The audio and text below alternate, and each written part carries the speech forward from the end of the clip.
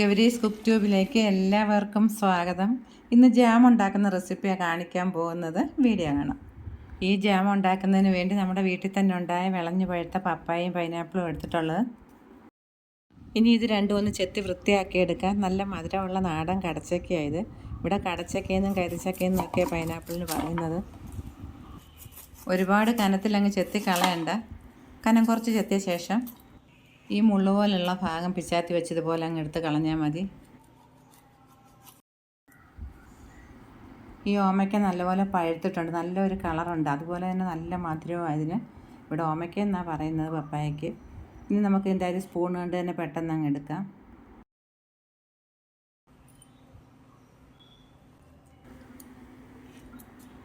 ഇതുപോലെ ചെറിയ കഷ്ണങ്ങളായിട്ട് മുറിച്ചെടുക്കാം.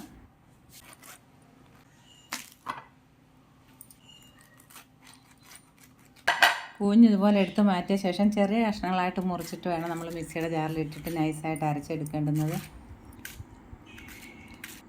എല്ലാം മുറിച്ചെടുത്തിട്ടുണ്ട്. ഈ ജാറിലും വെള്ളം ഉണ്ടായിരിക്കരുത്, ഉണങ്ങിയ പാത്രം വേണം. തൊലിയൊക്കെ കളഞ്ഞ് വൃത്തിയാക്കിയ ശേഷം ഇതിൻ്റെ വെയിറ്റ് 950 ഗ്രാം ഉണ്ട്. നമുക്ക് 1 കിലോ എന്ന് കണക്കാക്കാം.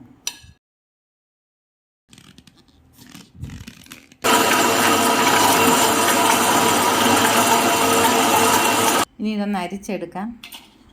അരയ്ക്കുന്ന സമയത്ത് ഇതിൽ വെള്ളം ഒഴിക്കരുത്. അതുപോലെ എടുക്കുന്ന പാത്രങ്ങൾ നല്ലപോലെ ഉണങ്ങിയതായിരിക്കണം.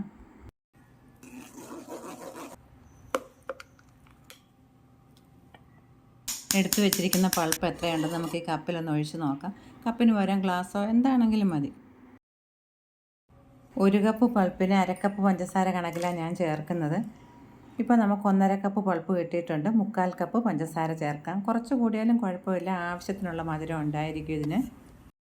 തീ ഒരുപാട് കൂട്ടിയിടരുത്, മീഡിയം ഫ്ലെയിമിലേ ഇടാവുള്ളൂ.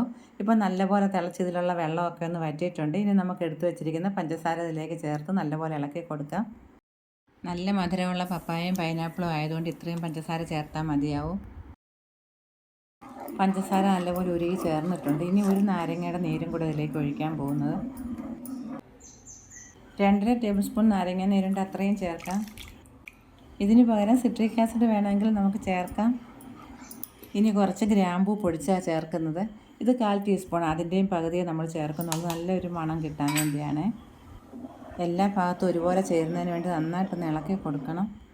ഇനി ഇതിലേക്ക് 1/4 ടീസ്പൂണിൻ്റെയും പകുതി ഉപ്പുപൊടിയാണ് ചേർക്കുന്നത്. നല്ലപോലെ ഇളക്കി കൊടുക്കാം. ജാം കുറുകി വരുംതോറും അതിൻ്റെ കളറ് നന്നായിട്ട് കൂടി വരുന്നുണ്ട്. നോക്കിക്കുക, നല്ലൊരു ഭംഗിയാണ് കാണാൻ. ശരിക്കുമുള്ള കളറാണ്, നമ്മളിതിൽ കളറൊന്നും ചേർത്തിട്ടില്ല കേട്ടോ.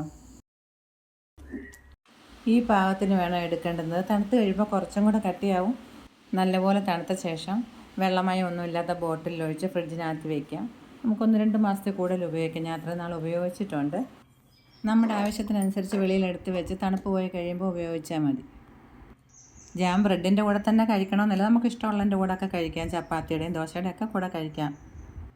ഇപ്പം നല്ലപോലെ തണുത്തിട്ടുണ്ട്. ഇനി വെള്ളമയം ഒന്നുമില്ലാത്ത ഉണങ്ങിയ ബോട്ടിൽ ഒഴിച്ച് വയ്ക്കാം. അതിന് ശേഷം നമുക്ക് ബ്രെഡിൻ്റെ കൂടെ തേച്ചൊന്ന് കഴിച്ച് നോക്കാം എങ്ങനെ ഉണ്ടെന്ന്. ഉപയോഗിക്കാൻ വേണ്ടി കുറച്ചെടുത്ത് ഫ്രിഡ്ജിൽ നിന്ന് പുറത്ത് വെച്ചിട്ട് അതിൽ കുറച്ച് മിച്ചം വരികയാണെങ്കിൽ 1 ദിവസമൊന്നും പുറത്ത് വെച്ചിരുന്ന ഒന്നും ആകത്തില്ല. അതുപോലെ ഫ്രിഡ്ജിൽ നിന്ന് ബോട്ടിലോട് നമ്മൾ പുറത്തെടുത്തിട്ട് ഇതുപോലെ കുറച്ച് തേക്കുക, കുറേ സമയം തുറന്ന് വയ്ക്കുക, പിന്നെ അകത്ത് വയ്ക്കുക. അങ്ങനെ ചെയ്യരുത്, ചീത്തയായി പോകും.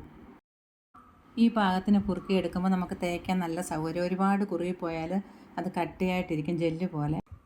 എത്ര ജാം വേണേലും നമുക്ക് തേക്കാം. ഞാനിപ്പോൾ എത്ര തേക്കുന്നുള്ളേ, കഴിച്ച് നോക്കാം. കഴിച്ചിട്ട് നന്നായിട്ടുണ്ട്, ശരിക്കും നല്ലതാണ് കേട്ടോ. എല്ലാവർക്കും നന്ദി, നമസ്കാരം.